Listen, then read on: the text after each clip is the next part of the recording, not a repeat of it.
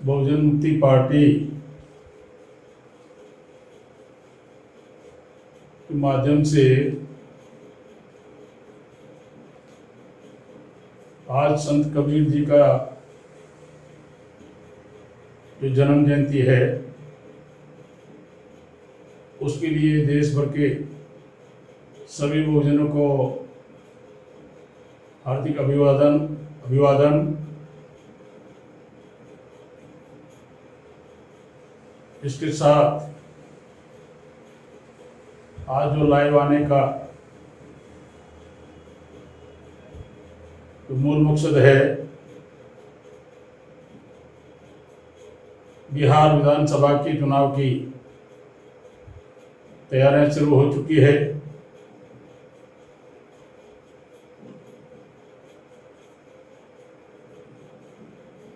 सात तारीख से बीजेपी अपना कार्यक्रम डिजिटल रैली के माध्यम से प्रचार करेगी ताकि बीजेपी के पास मीडिया और पैसे की कमी नहीं है तो अपना जनमत बनाने का कार्यक्रम करेगी। सारी पार्टियां अपने अपने स्तर पर लगी हुई है। बहुजन मुक्ति पार्टी बिहार में पूरी ताकत के साथ चुनाव लड़ेगी।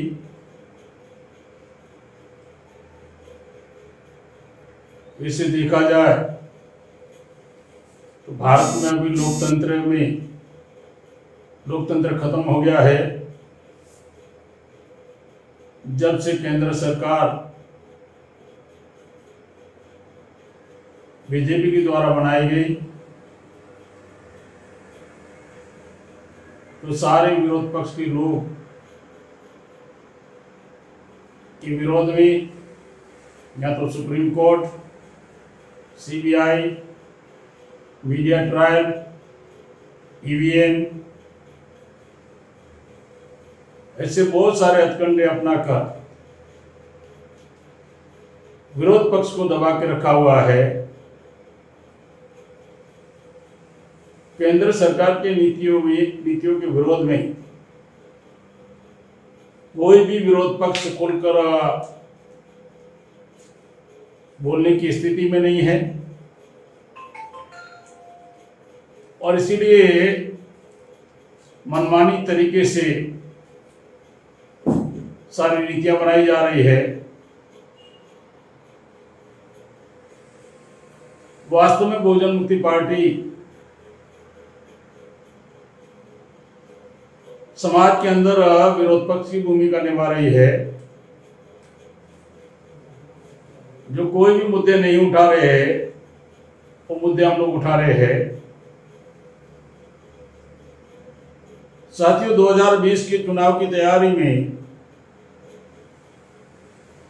हम लोग पिछले लगातार 3 साल से इसकी तैयारी कर रहे हैं और आपकी जानकारी के लिए मैं बताना चाहूंगा कि पूरे बिहार में हम लोगों ने 5 बार परिवर्तन यात्रा निकाली है। पूरे बिहार के सारे जिलों में और 2 बार विधानसभाओं तक परिवर्तन यात्रा निकाली। हमने लगातार 3 साल से 5 बार परिवर्तन यात्रा के माध्यम से जमीन तैयार करने का कार्यक्रम किया। लोगों के बीच में जाने से हमें पता चला कि वर्तमान सरकारें केवल ईवीएम के माध्यम से बनी हुई है। असंतोष बड़े पैमाने पर है। तो नीतीश कुमार बीजेपी की बी टीम का काम कर रहे हैं।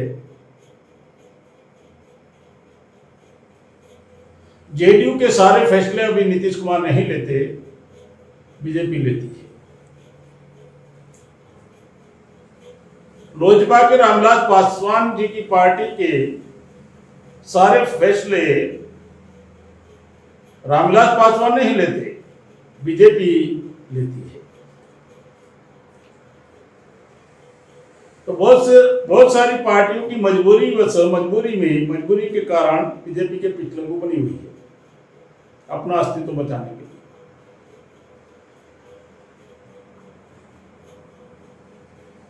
दो 2015 के चुनाव में माननीय लालू यादव जी ने और नीतीश कुमार के गठबंधन की वजह से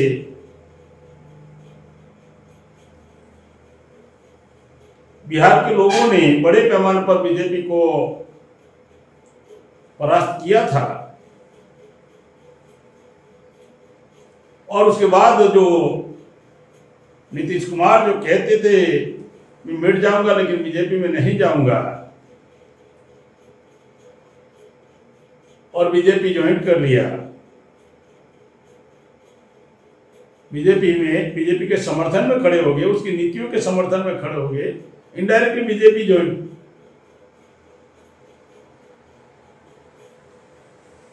इसी वजह से स्वतंत्र निर्णय अभी नीतीश कुमार ले नहीं पा रहे।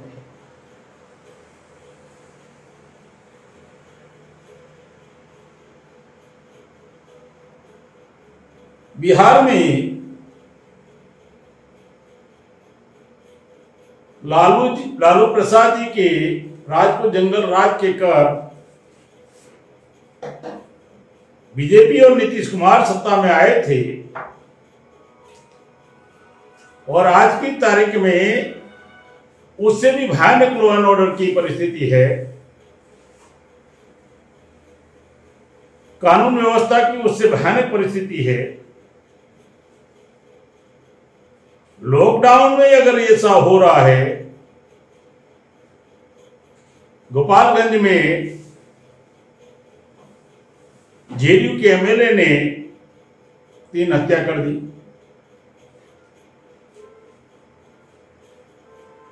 गया में हत्याएं हो गई, बेगूसराय में कानून व्यवस्था नाम का भी कानून व्यवस्था पर नियंत्रण है नहीं, और नीतीश कुमार बिल्कुल बीजेपी के विरोध में जा नहीं सकते। वो चाहे तो भी बिहार के चुनाव में नीतीश कुमार अलग स्टैंड ले नहीं सकते। अगर लेने की कोशिश भी करेंगे तो बालिका गृह जो मुजफ्फरपुर में हुआ था, केवल ब्रजेश ठाकुर जी को नाम ही लेना है और फाइल ओपन हो जाएगी और मीडिया ट्रायल चल जाएगा।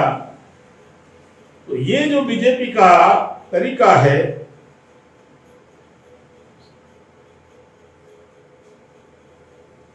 बहुत भयानक तरीका है। एक तो ईवीएम का प्रलोभन देने का और दूसरा डरा कर रखने का। इसीलिए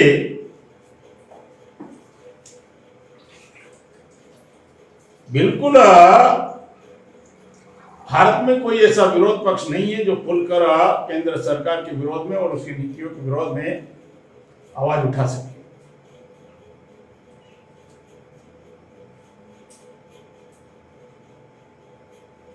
बहुजन मुक्ति पार्टी ने 3 साल अपनी तैयारी की है। 200 विधानसभाओं में हम लोग पूरी ताकत के साथ चुनाव लड़ेंगे।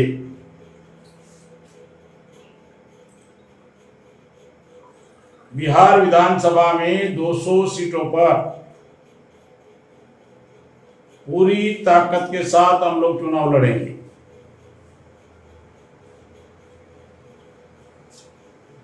और इसके लिए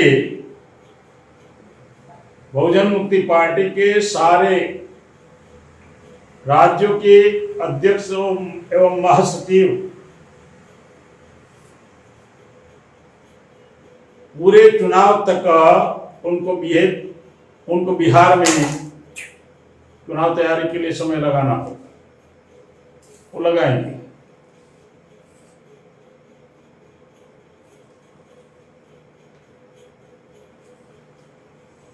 पूरे भारत की परिस्थिति ये है, खास करके बिहार की बात कर रहा हूं और पूरे भारत की परिस्थिति की भी बात कर रहा हूं।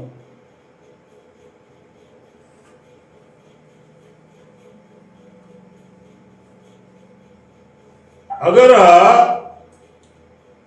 देखा जाए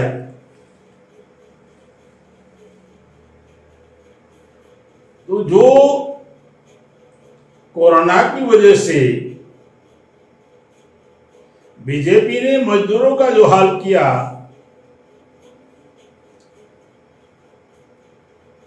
इतना भयानक, इतना परिस्थिति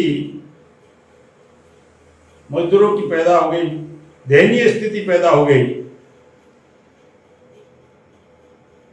नरेंद्र मोदी जी कहा करते थे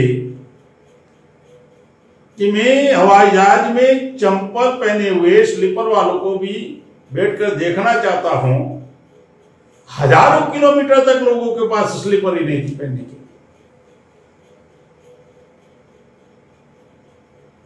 नहीं दिख रहा था। हजारों किलोमीटर तक गर्भवती महिलाएं पैदल जा रही थी। कोरोना से मृत्यु जितनी हुई उसके आंकड़े भारत सरकार बता नहीं रही है। गरीब भूखमरी से जो आंकड़े हुए, भूखमरी से कितने मरे वो नहीं बता रहे।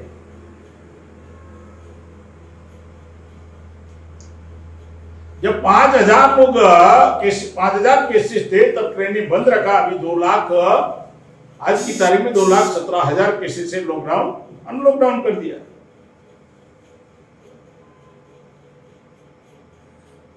लॉकडाउन की परिस्थिति का फायदा लेते हुए 68,000 करोड़ उद्योगपतियों को माफ कर दिया। कोई विरोध पक्ष बोल नहीं रहा है। एससी एसटी के क्रिमिलियन के संदर्भ में उनका आरक्षण खत्म करने का इनडायरेक्टली निर्णय ले लिया।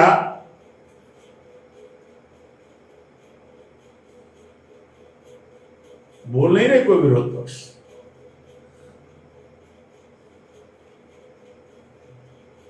ना बोलने की उनकी बहुत सारी मजबूरियां हैं।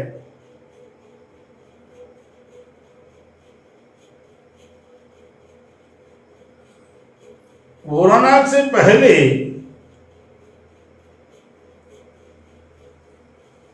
और कोरोना की परिस्थिति ज्यादा भारत में पैदा हो गई, इसका मूल कारण है 80 लाख लोग विदेश से आए, उसमें केवल 15 लाख लोगों को एयरपोर्ट पर स्कैनिंग किया गया और 65 लाख लोगों को ऐसे ही जाने दिया।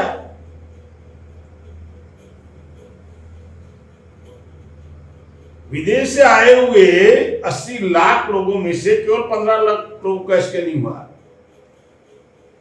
और नरेंद्र मोदी बड़े गर्व से करेगा हमने 15 लाख का स्कैनिंग किया।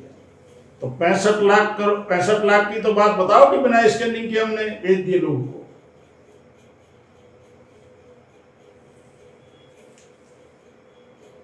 नमस्ते ट्रंप का कार्यक्रम उन्होंने चलाया, पूरी दुनिया भर के पत्रकारों को बुलाया, उनके अलग अलग देशों से बुलाए।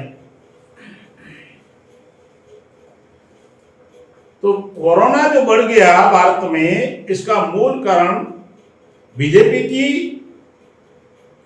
ये नासमझी और दूरदर्शी के अभाव की वजह से कोरोना बढ़ गया।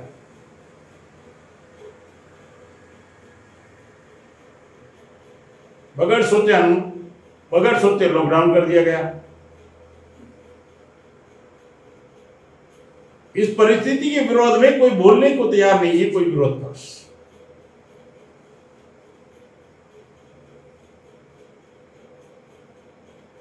बीएनपी जिन मुद्दों पर चुनाव लड़ना चाहती है लड़ेगी। तो पहला ही हमारा मुद्दा है, हम जो भी कहेंगे 100 रुपये के स्टैंप पेपर पर लिखकर कहेंगे। जनता को अधिकार देंगे कि हमने अगर आपको जो कमिटमेंट किया वो अगर पूरा नहीं करते, आप हमारे पर विश्वासघात का केस दायर कर सकते हैं। मुझे नहीं लगता है भारत में कोई पार्टी अपना मैनिफेस्टो 100 रुपये के स्टैंप पेपर पर लिखकर दे सकती है।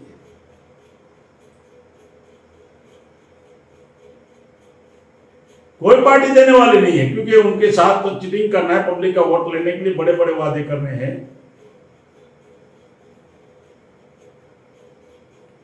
तो इसमें जो मुद्दे हैं उसकी नकल भी कोई पार्टी कर नहीं पाएगी।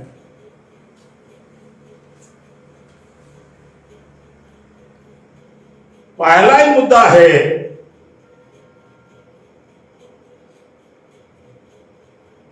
जाति जनगणना होनी चाहिए।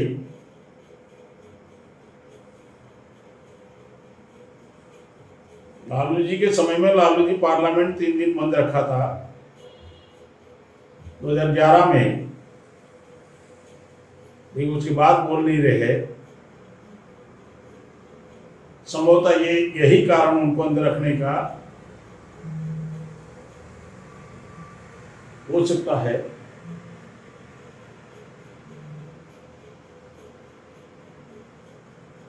जाति जनगणना का मुद्दा होना चाहिए 20 फरवरी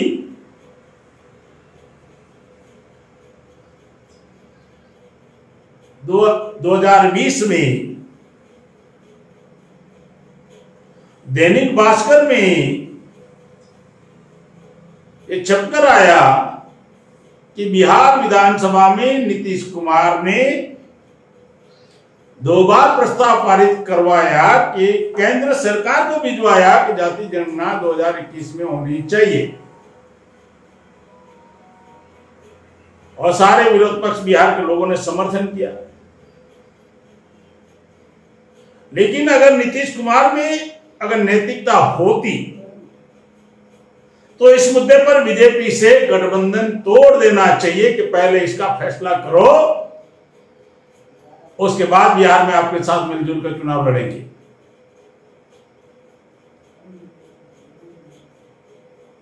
केवल ओबीसी को गुमराह करने का मुद्दा है,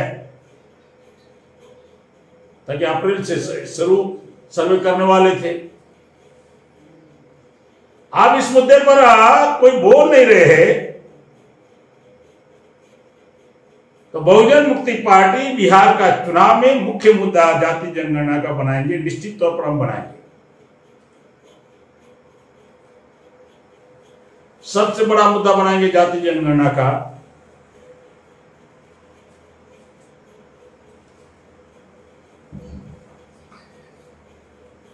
ताकि अगर बीजेपी जाति जनगणना, केंद्र सरकार जाति जनगणना नहीं करवाएगी और आश्वासन देगी, तो फिर चुनाव है ना, फिर 22 में उत्तर प्रदेश का भी चुनाव है ना। जाति जनगणना का नंबर 1 का इश्यू होगा और वो नेशनल इश्यू होगा। बिहार के चुनाव में केंद्र में रहेगा जाति जनगणना का मुद्दा।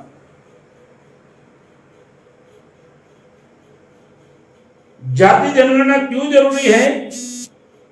ताकि बीएमपी का जो पॉलिसी है, बीएमपी की जो नीति है कि देश में 100% आरक्षण होना चाहिए, जिसकी जितनी संख्या उसका उतना प्रतिनिधित्व। तो ये आंकड़े ये आंकड़े जाति जनगणना से उपलब्ध हो सकता है।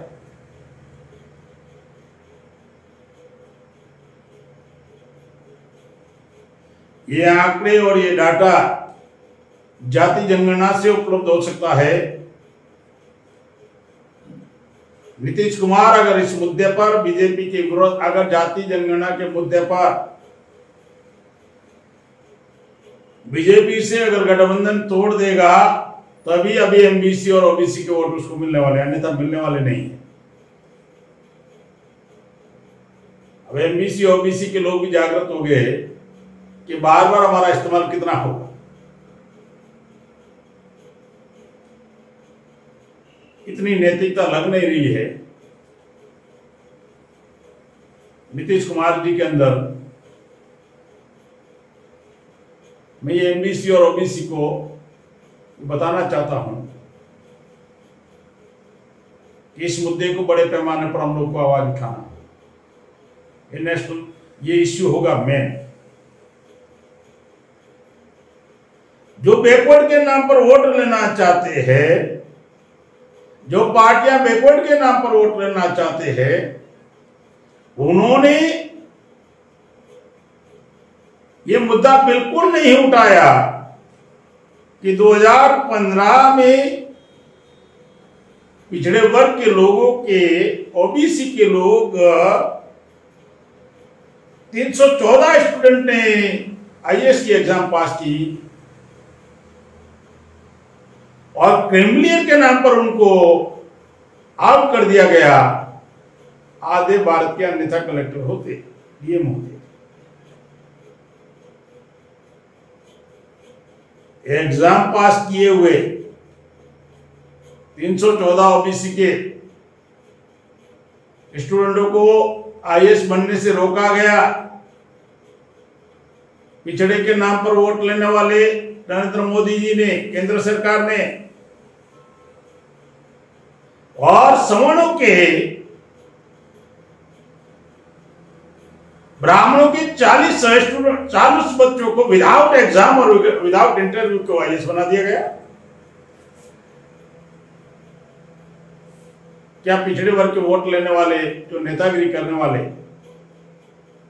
इस मुद्दे को उठाएंगे? ना एग्जाम, ना इंटरव्यू, ना मेरिट, डायरेक्ट सिलेक्शन।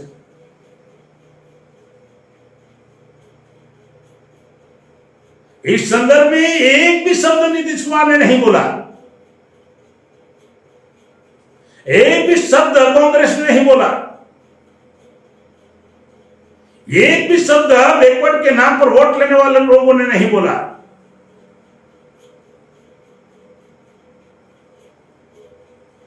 संवैधानिक अधिकार उनके समाप्त हो रहे और बोल नहीं रहे, केवल राजनीति में लॉलीपॉप बता रहे, जैसे अभी चल रहा है। क्या चल रहा है? इंफ्रास्ट्रक्चर की बात कर रहे हैं, गांव गांव सैनिटाइजर देंगे, गांव गांव साबुन देंगे।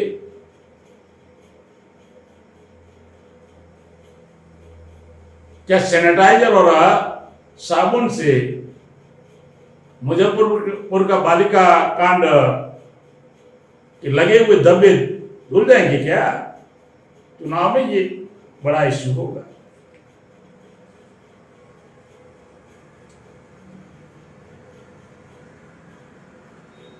नंबर 3, देश भर में CAA, NRP और NRC के संदर्भ में बड़े पैमाने पर टारगेट किया गया। उसमें SC ST OBC को बड़े पैमाने पर टारगेट किया गया। आसाम के आंकड़े अगर उपलब्ध होते हैं डिटेंशन कैंप के, तो मुसलमानों को कम टारगेट किया, SC ST OBC को ज्यादा किया। और केंद्र सरकार ये बता रही थी, बीजेपी सरकार ये बता रही थी कि हम बांग्लादेश के हिंदुओं को, हम पाकिस्तान के हिंदुओं को, हम अफगानिस्तान के हिंदुओं को भारत में नागरिकता देंगे और उनको यहां पर स्टेबल करेंगे। 14 करोड़ लोग भुखमरी से मरे और 14 करोड़ लोग टारगेट हो गए कोरोना में। कई लोग भुखमरी से मरे। उन 14 करोड़ लोगों को, प्रवासी मजदूरों के लिए उनके खाने पीने की व्यवस्था तक, उनको घरों तक पहुंचाने की व्यवस्था नहीं कर पाए। अन्य देश के लोगों को सुविधाएं देंगे। मतलब वोट के लिए हिंदू बनाते हो, और सुविधा देने के नाम पर मजदूर विरोधी नीतियां बना रहे हो। अभी 12 घंटे का, अभी 8 घंटे का 16 घंटे, 8 घंटे का 12 घंटे कर दिया गया। कोई विपक्ष बोलने को तैयार नहीं है। 8 घंटे मजदूर का अभी 12 घंटे कर दिया गया। मतलब जो महीने में 240 घंटे काम होता था, 8 घंटे इंटू 30 दिन के 240 घंटे, अब हो जाएगा कितना? 12 इंटू 30 160 घंटे।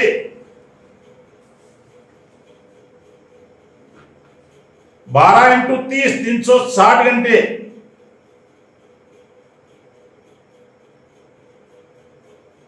तो ये जो एक्सेस काम करना पड़ेगा, 12 महीने में 4 घंटे मजदूरों को बिना मतलब वेतन के, बगैर वेतन के काम करना पड़ेगा 12 महीने में 4 महीना। तो ऐसे एक तो मजदूरों को सत्यानाश करने की नीति बीजेपी ने बनाई और उसका शोषण करने की, उद्योगपतियों के फेवर में शोषण करने की नीतियां बनाई, और बीजेपी से अलायंस से बात मजदूरों के समर्थन में कर रहे हैं और बोल नहीं रहे जेडीयू के नीतीश कुमार जी। मतलब पॉलिसी मेकिंग में, पॉलिसी के नीतियों के संदर्भ में बिल्कुल नहीं बोल रहे। हमने ये दिया, हमने वो दिया, हमने ये दिया।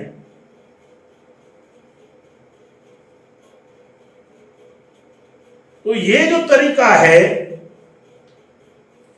एनआरसी के संदर्भ में, पूरे देश भर में मुसलमानों को टारगेट किया जा गया,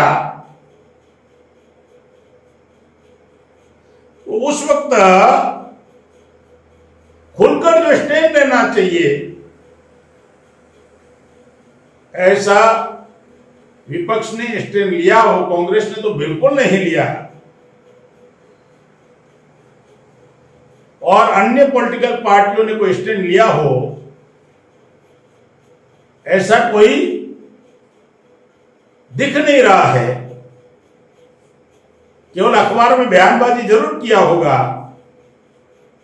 लेकिन बहुजन मुक्ति पार्टी भारत में जहां जहां शाहीन चले वहां उनको समर्थन किया और आज भी हम समर्थन में है, एनआरसी के विरोध में है।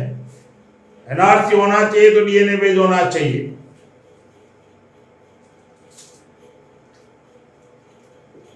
एनआरसी होना चाहिए तो डीएनए बेस्ड होना चाहिए। तो इस संदर्भ में विपक्ष बीजेपी के विरोध, केंद्र सरकार के विरोध में, या कांग्रेस को छोड़, कांग्रेस या अन्य पार्टियां इस संदर्भ में बोल नहीं रही। ये बात अभी मुसलमानों को भी समझ में आ गई, माइनॉरिटी के लोगों को भी समझ में आ गई।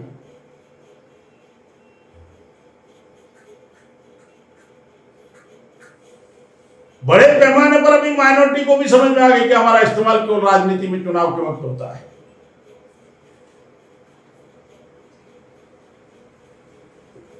तो है ना, CAA, NPR और एनआरसी के विरोध का स्टैंड बहुजन मुक्ति पार्टी का होगा। हम एनआरसी का समर्थन एक ही शर्त पर करेंगे।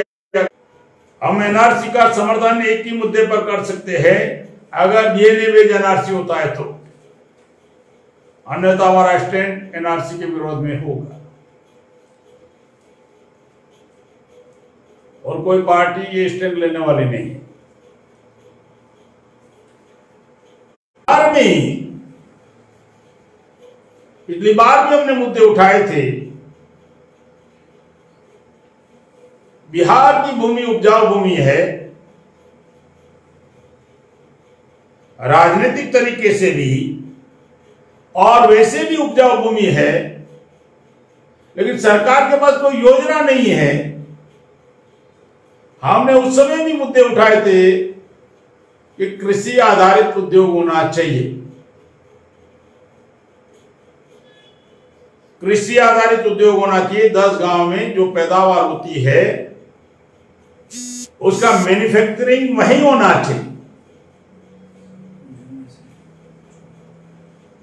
बिहार में आपको मालूम होगा बड़े पैमाने पर मक्का होता है, उसका ज्यादा 10-15 रुपए केजी है। अगर एयरपोर्ट पर लोगे ना तो 100 ग्राम का 30 रुपया है, 300 रुपये केजी में जाता है। आलू बड़े पैमाने पर है, अनकल्चर्ड बनता है,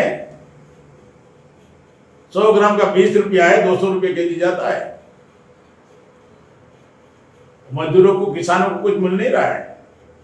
लेकिन 10 गांव के अंदर कृषि आधारित उद्योग होना चाहिए और उसी 10 गांव के लोगों के वहां मैन्युफैक्चरिंग लगना चाहिए और वहां के लोगों को रोजगार उपलब्ध करवाना चाहिए। तो बिहार के मजदूर पंजाब, गुजरात, महाराष्ट्र, हैदराबाद, देश के अलग अलग कोने में अपने माँ बाप को, अपने बच्चों को छोड़कर नहीं जाएंगे। इतना बिहार में उपलब्धि, मतलब उपजाऊ भूमि है। लेकिन सरकारों के पास कोई योजना ही नहीं है और करना नहीं चाहते। हर साल तबाही मचा देने वाला बाढ़ग्रस्त एरिया है, परमानेंट इलाज नहीं है। कोसी नदी का जहां बिजली उत्पन्न हो सकती है, बंगाल को पूरा मिल सकता है, झारखंड को मिल सकता है, बिहार को बिजली मिल सकती है।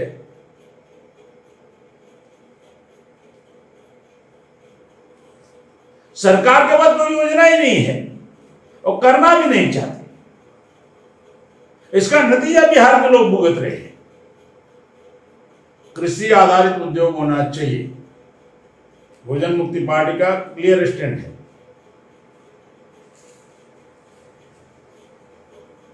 उसके साथ समान एजुकेशन का मुद्दा है। प्राइवेट एजुकेशन, निजी स्कूल है, प्राइवेट स्कूल है, उसके लेवल तक का स्टैंडर्ड सरकारी स्कूलों का भी होना चाहिए।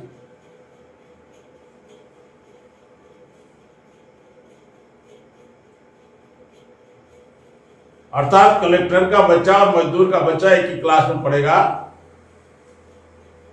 एक ही सिलेबस हो,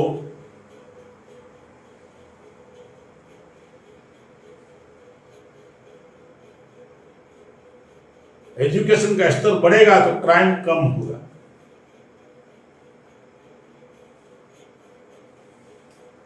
भारत सरकार भी अजीब तरीका का तंत्र बना के रखा है। जिस देश में एजुकेशन पर ज्यादा बजट होता है वहां का क्राइम रेट कम होता है, क्योंकि पढ़ा लिखा एजुकेटेड व्यक्ति क्राइम करने से 10 बार सोचता है। तो क्राइम को रोकने के लिए तो बजट ज्यादा है, भारत सरकार कर रही है, और एजुकेशन के ऊपर बजट ही नहीं एलोकेट कर रही है। जिस देश का एजुकेशन का बजट ज्यादा होता है वहां क्राइम कम होता है। भारत में एजुकेशन के ऊपर बजट कम है, क्राइम रेट ज्यादा है। तो क्राइम को रोकने के लिए बजट की व्यवस्था कर रही है दिखावे के लिए, एजुकेशन के ऊपर नहीं कर रही है। और इसके लिए कोई राज्य सरकारें प्लान बना रही है, ऐसा दिख भी नहीं रहा है।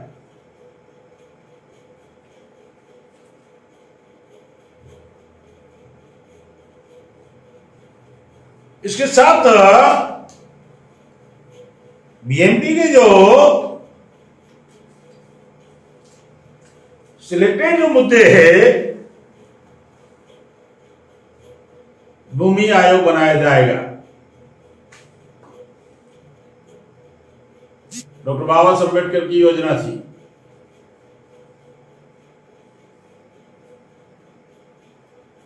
चौदह जुलाई 1947 में बाबा साहब ने नेहरू के सामने प्रस्ताव रखा कि इस देश में भूमि की मर्यादा तय हो,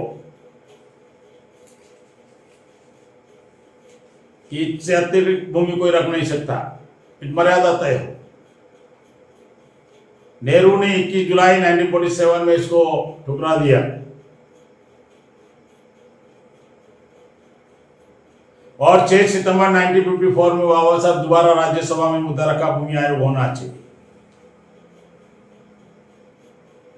तो पूंजीपतियों के लिए, उद्योगपतियों के लिए आदिवासियों की जमीनें छीन रहे हो,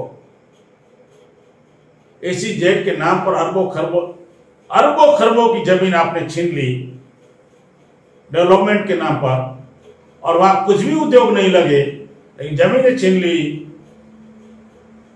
भूमि आयोग बनाया जाएगा, भूमि की मर्यादा तय होगी। जो भूमि विहीन लोग हैं उसमें वो भूमि वितरण होगा।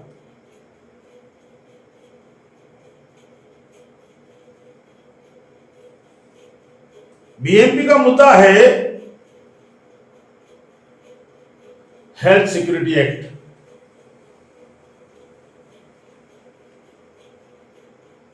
इस तरह फूड सिक्योरिटी एक्ट बनाया लेकिन अमल नहीं हुआ। राइट टू लीव का अधिकार है हमारा संविधान के अंदर, जिंदा रहने का अधिकार है, लेकिन लोग भूख से मर रहे हैं तब न्यायपालिका को दिख नहीं रहा है। लेकिन आरक्षण का अगर मर्यादा बढ़ता है 50% से ज्यादा अगर होता है 49.5 से, तब तो न्यायपालिका को दिख जाता है।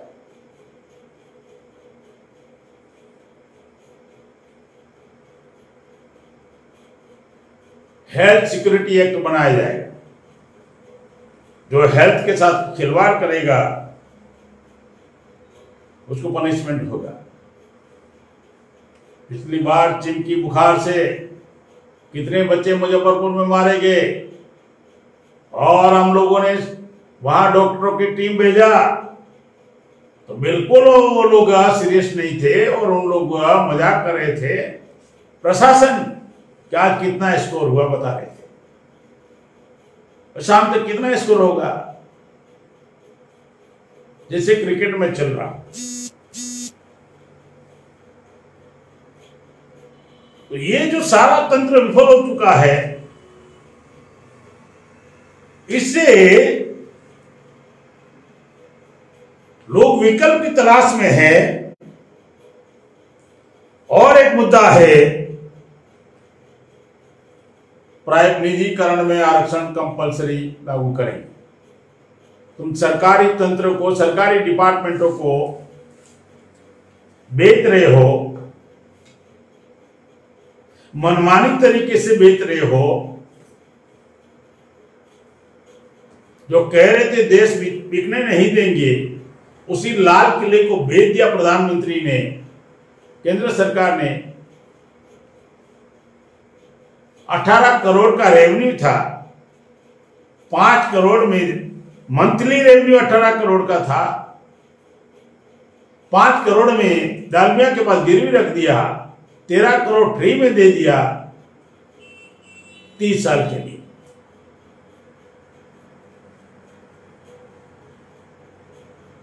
सात एयरपोर्ट बेचा अभी, और सीतारमण ने कहा और बेचेंगे। 7 एयरपोर्ट बेचा। लखनऊ एयरपोर्ट का इनकम 126 करोड़ था सालाना, 47,000 करोड़, 47,000 करोड़ में बेचा। मतलब 70-80 लाख करोड़ फ्री में दे दिया अडानी को 50 साल के लिए। ऐसे 7 एयरपोर्ट बेच दिए गए, और भी एयरपोर्ट बेच रहे हैं, कोल माइंस बेच रहे हैं, रेल का प्राइवेटाइजेशन हो रहा है, 22 रेलवे स्टेशन भी गए, रिलायंस को दिया गया। तो इनडायरेक्टली रिजर्वेशन खत्म करने का कार्यक्रम है, प्राइवेटाइजेशन में रिजर्वेशन है नहीं। तो प्राइवेटाइजेशन में कंपलसरी रिजर्वेशन होना चाहिए। मैं इसीलिए कह रहा हूं, हम जो मुद्दे उठा रहे हैं, कोई पार्टी वो मुद्दे उठा भी नहीं पाई। बिल्कुल वो पार्टी कोई मुद्दा उठा नहीं पाएगी। और बिहार के लोग विकल्प की तलाश में है।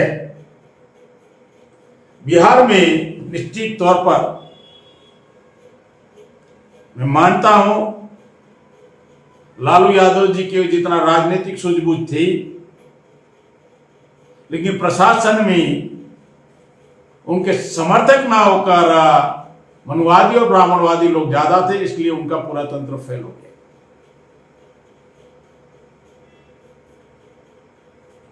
क्योंकि बिहार का जो समीकरण है वहां बिहार में 17% मुस्लिम है,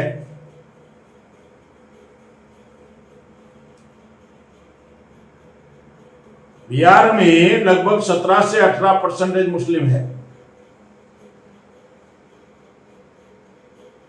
शेड्यूल कास्ट 17% है, 16 पॉइंट समथिंग है।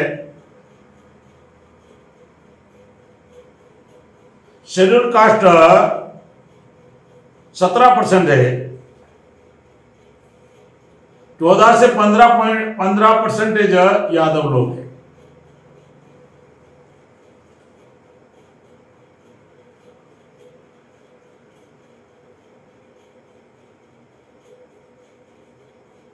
लालू जी को यह गणित मालूम था, इसलिए लंबे अर्से तक बिहार में उन्होंने राजनीति में कामयाब हुए। लेकिन इसका काउंटर उन लोगों ने ढूंढा। बीजेपी के लोगों ने, आरएसएस के लोगों ने काउंटर ढूंढा। तो शेड्यूल कास्ट के वोटों का डिवाइड करने के लिए उन्होंने पासवान को आगे किया।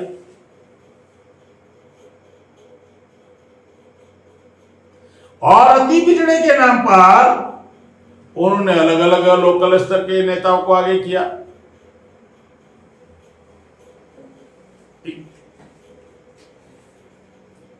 चार 4% कुर्मी है, 6.5% कोयरी और कुशवाहा है। मैं बिहार का पृष्ठभूमि बता रहा हूं।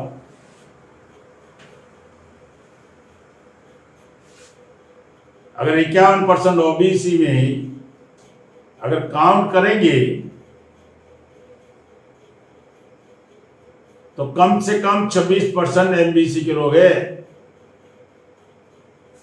उसका इस्तेमाल बीजेपी कर रही है, एंटी यादव मेंटालिटी बनाकर। ये गणित अगर बीजेपी के विरोध में राजनीति करने वालों को समझ में नहीं आया तो भी जीरो पर दोबारा आउट हो जाओगे। यही तरीके से उन्होंने उत्तर प्रदेश की राजनीति बीजेपी ने की और मुलायम सिंह समाजवादियों को ठिकाने पर लगा दिया, मायावती को जीरो पर आउट किया।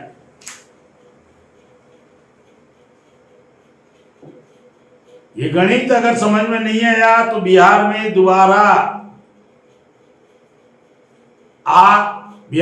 दोबारा बीजेपी के लोग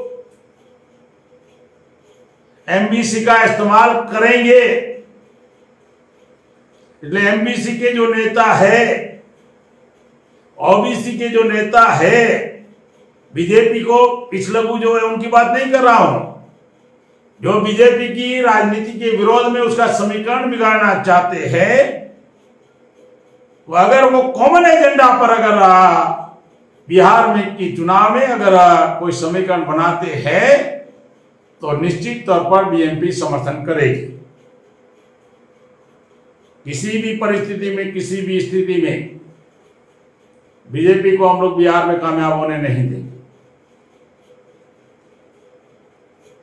किसी भी स्थिति में, किसी भी परिस्थिति में बिहार में कामयाब होने नहीं देंगे। तक इस बार मुस्लिम जेडीयू को वोट देने वाले नहीं है। कांग्रेस का बिहार में कुछ है नहीं।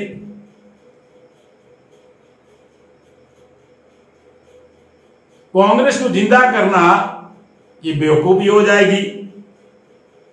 जो लोग कांग्रेस के साथ अलायंस कर बात कर रहे हैं, कांग्रेस को बिहार में पुनः जिंदा करोगे तो गठबंधन के दौरान आप अपने झंडे के साथ साथ गांव गांव तक कांग्रेस पहुंचा दोगे, पता ही नहीं चलेगा आप इनडायरेक्टली कांग्रेस का काम कर रहे हैं।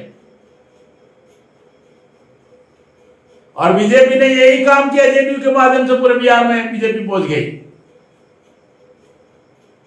तो बिहार की जो राजनीति करने वाले लोग को अगर ये सूझबूझ अगर समीकरण बनाने का अगर पहल नहीं करेंगे तो निश्चित तौर पर लोगों को खामियाजा भुगतना पड़ेगा। इसलिए अभी बिहार की चुनाव की जो रणनीति है, निश्चित तौर पर बीजेपी को टारगेट कर हम लोग हमारी पॉलिसी बना रहे हैं। और कॉमन एजेंडा पर अगर बिहार का जो मैं जातीय समीकरण बताया तो फॉरवर्ड केवल 15% है।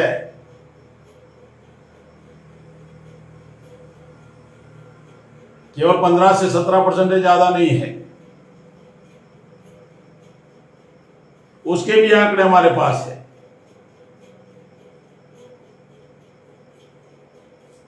और इसीलिए केजरीवाल बिहार के चुनाव में हस्तक्षेप करने वाला नहीं है, क्योंकि वो कॉम्प्रोमाइज हो चुका है। अगर केजरीवाल बिहार के चुनाव में हस्तक्षेप करेगा, निश्चित तौर पर फॉरवर्डों का वोट डिवाइड होगा। पिछली बार भी नहीं किया था, इस बार भी नहीं करने वाला। वो अपने वोटों को डिवाइड करना नहीं चाहते। हमारे नेता अपने लोगों का वोट डिवाइड कर देते हैं। और ईवीएम उनके पास है, ईवीएम के विरोध में कोई बोल नहीं रहा है, डर लग रहा है। तो इस बार हम लोग इस चुनाव में आक्रामक तरीके से 200 सीटों पर चुनाव लड़ेंगे। अगर कॉमन एजेंडा पर बहुजन समाज के नेता, SC ST OBC और माइनॉरिटी के लोग अगर कॉमन इन एजेंडा पर इकट्ठा आना चाहते हैं तो BMP बिल्कुल समर्थन करे। अगर इस बात को नहीं समझते हैं तो आप इनडायरेक्टली बीजेपी को जितवाने के लिए काम में लगे हुए हो। या तो सूझबूझ का अभाव है या दूरंदेशी का अभाव है। और इसका खामियाजा पूरे भारत की प्रजा को भुगतना पड़ रहा है।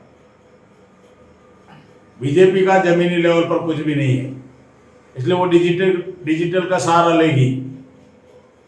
वो सोशल मीडिया में पेड वर्करों का सहारा लेगी। गुजरात में जब पटेलों का आक्रामक आंदोलन था तो अमित शाह एक भी मीटिंग नहीं ले पाए थे और उन्होंने केशवकुंज उधर अहमदाबाद में बैठकर डिजिटल का सहारा लिया था। आप बीजेपी जमीन लेवल पर जाने की स्थिति में नहीं है। मजदूर इंतजार कर रहे हैं और मजदूर सबक सिखाएंगे। एक मजदूर को जब मैंने पूछा कि आपका इतना हजारों किलोमीटर साइकिल से आए तो क्या अच्छे दिन आ गए, सबका साथ सबका विकास हो गया? तो मजदूर ने जवाब बहुत बेहतरीन दिया था कि सर, बीजेपी ने, केंद्र सरकार ने हमारे साथ जो मोदी ने किया, नरेंद्र मोदी जी ने जो हमारे साथ व्यवहार किया है, तो चुनाव तो आएगा ना हमारा, बिहार में भी चुनाव आएगा ना। जितना मैंने 1100 किलोमीटर साइकिल चलाया बिहार के चुनाव में, मैं निश्चित तौर पर 1100 किलोमीटर बीजेपी के विरोध में साइकिल चलाकर प्रचार करूंगा। 20 लाख मजदूर बिहार में आए तो उनको ये ठान लेना चाहिए, इतना किलोमीटर, जितनी परेशानी आपने उठाई, चुनाव में उतनी परेशानी उठाकर बीएमपी को, चुनाव में परेशानी उठाकर बीजेपी को सबक सिखाओ। भूलना मत और बिकना मत। भूलना मत और बिकना मत। बड़े बड़े फिर वादे आएंगे, बड़े बड़े सपने दिखाएंगे और अखबार में जनमत बनाएंगे और ईवीएम का इस्तेमाल होंगे। बिहार के चुनाव में चुनाव आयोग को चाहिए ईवीएम का इस्तेमाल ना करे, ताकि कोरोना को देखते हुए हर आदमी उस बटन को दबाएगा तो कोरोना फैलेगा। इसलिए मेरा कहना है बैलेट पेपर का इस्तेमाल करो, नहीं तो चुनाव आयोग कोरोना बिहार में पहुंचा देगा, फैला देगा। चुनाव आयोग ईवीएम का इस्तेमाल कर गांव जितने बूथ है वहां पर हर वोटर्स के पास कोरोना पहुंचा देगा। इसलिए कोरोना को रोकना चाहते हो चुनाव के दौरान, तो ईवीएम का इस्तेमाल चुनाव आयोग ना करे, बैलेट पेपर का इस्तेमाल करे, क्योंकि बैलेट पेपर से कोरोना नहीं फैलेगा। क्या इसकी गारंटी में ये कह सकता हूं, अगर पूरे भारत में अखबार प्रतिदिन बिक रहा था, खरीद रहे थे और कह रहे थे अखबारों से कागज से कोरोना नहीं फैलता, तो बैलेट पेपर से भी तो नहीं फैलेगा और मशीन से फैल जाएगा। तो चुनाव आयोग को इस बात को गंभीरता से लेना चाहिए और ये इश्यू हम लोग बनाएंगे। ऐसे बहुत सारे इश्यू है, कॉमन मिनिमम प्रोग्राम बनाकर इस देश में भारत के संविधान को बचाया जा सकता है। SC, OBC माइनॉरिटी के संवैधानिक अधिकारों को बचाया जा सकता है, देश को बचाया जा सकता है, आने वाली पीढ़ियों को बचाया जा सकता है। और बिहार के लोग भारत को रास्ता दिखाया है, इमरजेंसी के समय में भी दिखाया था। इंदिरा गांधी ने जब इमरजेंसी लागू की थी, अभी इनडायरेक्ट इमरजेंसी चल रही है, तो वो चक्रव्यूह बिहार के लोगों ने तोड़ा था। दोबारा बिहार के लोग इस चक्रव्यूह को तोड़ेंगे और देश को नई दिशा देंगे। निश्चित तौर पर हम लोग इस काम को अंजाम देंगे और जल्दी ही हम लोग अगला कार्यक्रम घोषित करते हैं। 12 जून को हर जिले में 5 प्रतिनिधि सोशल डिस्टेंस को मेंटेन करते हुए जिला कलेक्टर को आवेदन पत्र देंगे कानून व्यवस्था के विरोध में। राज्य सरकार लॉ एंड ऑर्डर को मेंटेन करने में विफल हो चुकी है, जिसकी घटनाएं मैंने बताई कि 3 यादव की हत्या जेडीयू के एमएलए ने किया, अभी तक अरेस्ट नहीं हुआ। गया में हत्या हो गई, मोतिहारी का केस है, एमबीसी के संतोष शर्मा की हत्या हुई, गांव गांव अन्याय अत्याचार बढ़ गया है। इस कानून व्यवस्था की लॉ एंड ऑर्डर के विफल होने के विरोध में, राज्य सरकार के विरोध में, नीतीश कुमार राज्य सरकार के विरोध में 12 जून को हम लोग 4 से 5 प्रतिनिधि सोशल डिस्टेंस मेंटेन करते हुए डीएम को ज्ञापन देंगे और ये कार्यक्रम बड़े पैमाने पर हम लोग चलाएंगे। लॉकडाउन परिस्थिति को ध्यान में रखते हुए केवल 4-5 लोग हम लोग जिले में से 4-5 लोग प्रतिनिधि बनकर जिला कलेक्टर को ज्ञापन देंगे और जब परिस्थिति सामान्य होगी तो निश्चित तौर पर बिहार के सारी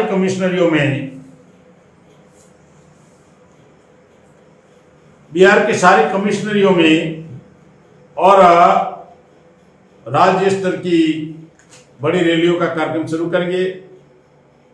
अब हम लोग जल्दी ही 200 विधानसभाओं का लिस्ट घोषित करेंगे स्टेप बाय स्टेप। उसमें ABCD बनाया हुआ है और BMP बिहार से अपना अकाउंट ओपन करेंगी। उसकी तैयारी में हम लोग पिछले 3 साल से लगे हुए हैं और ऑल इंडिया के सभी कार्यकर्ताओं को, जो भी BMP के समर्थक है, बहुजन मुक्ति पार्टी के समर्थक है, कार्यकर्ता है, बिहार में अपने जो जान पहचान और जो रिश्तेदार जो भी आपके संपर्क में है, उनको टेलीफोनिक अभियान आप शुरू करिए ताकि दोबारा आपके सामने ये विपरीत परिस्थितियां ना आए। इसके लिए अभी से ही आप इस अभियान को, ताकि हमें मेहनत ज्यादा करना होगा। बीजेपी के पास बहुत सारा उद्योगपतियों और पूंजीपतियों के पैसे हैं, अन्य पार्टियों के हैं। मैं आखिरी बात कहकर बात समाप्त करता हूं। मान्यवर कांशीराम साहब कहा करते थे, मान्यवर कांशीराम साहब कहा करते थे कि 5 साल में 1825 दिन होते हैं। एक साल में 12 महीने में 365 दिन, 300 के हिसाब से 5 साल में हो गया 1500 दिन, 60 के हिसाब से हो गया 5 साल इंटू 60 300 और 1500 और 300 दिन 1800 और 365 में 5 दिन के हिसाब से 5 साल में 25 दिन, 1825 दिन होते हैं। 1800 दिन आप अपने परिवार के लिए लगाओ, अपने निजी कामों के लिए लगाओ। अगर केवल 5 साल में 25 दिन, चुनाव के समय अगर 25 दिन आपने अगर अपने समाज के लिए लगा दिया, देश के हुक्मरान आपको बनने से कोई नहीं रोक सकता है। तो अभी हमारे पास समय है और आज से बिहार विधानसभा की चुनाव की तैयारी BMP शुरू कर दिया है। अब डे टू डे लाइव यह कार्यक्रम चलेगा और संभवतः विधानसभा वाइज भी हम प्रबोधन करेंगे। आप अभी बूथ लेवल तक अपना मेंबरशिप अभियान चलाओ, मेंबर बनाओ और डायरेक्ट लाइव कांटेक्ट शुरू होगा। हर दिन, हर 2 दिन में BMP का लाइव कार्यक्रम आपके बीच में आएगा। यहां से BMP बिहार की राजनीति में निश्चित तौर पर इस बार बैलेंसिंग पावर में होगी और नीतियां बनाने में हस्तक्षेप करेगी। इतना हम लोग उस परिस्थिति को, ये परिस्थिति हम बिहार में बनाएंगे, निर्माण करेंगे और 2020 विधानसभा बिहार की चुनाव की तैयारी आज से शुरू हो चुकी है। और जो हमने बूथ कमेटियां बनाई, जो हमने लोकसभा कमेटी बनाई, जो विधानसभा कमेटी बनाई, आज से निश्चित तौर पर आप लोग अपना सोशल मीडिया में व्हाट्सएप ग्रुप, फेसबुक बनाकर डे टू डे लाइव का कार्यक्रम आप डेली देखेंगे। इसी आशा और विश्वास के साथ बात समाप्त करते हैं। आखिरी बात कहते हैं, अगर अमित शाह 7 तारीख को रैली कर रहे हैं, हिम्मत है तो PM केयर फंड का हिसाब जनता के सामने दो। हिम्मत है PM केयर फंड का हिसाब दो, RTI में दे नहीं रहे हो।